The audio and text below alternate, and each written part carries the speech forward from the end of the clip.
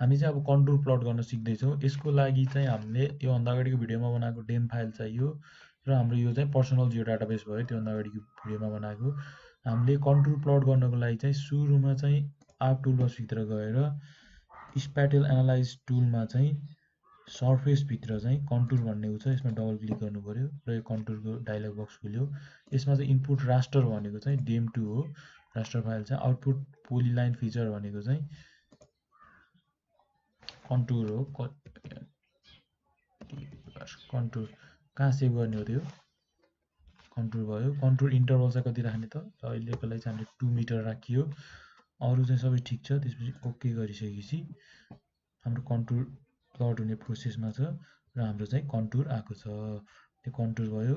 Dam file हटाएपछि यो चाहिँ हाम्रो कन्टुर लाइन भयो।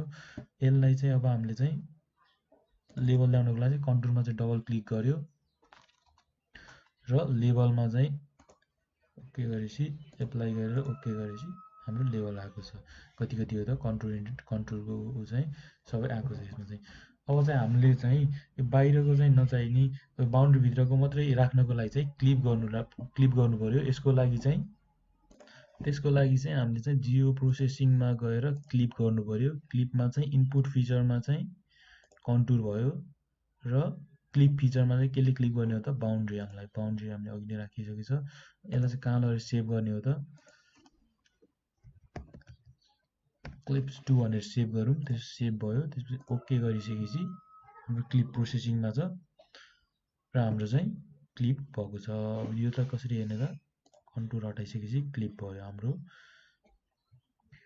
बााउन्ड्रीभित्रको मात्रै। यहाँ चाहिँ नेमिङ आएन, त्यसैले यहाँ डबल क्लिक गरेर लेभलमा गएर लेभल टिक गरिसकेपछि एप्लाई ओके, हाम्रो नेमिङ पनि आएको छ।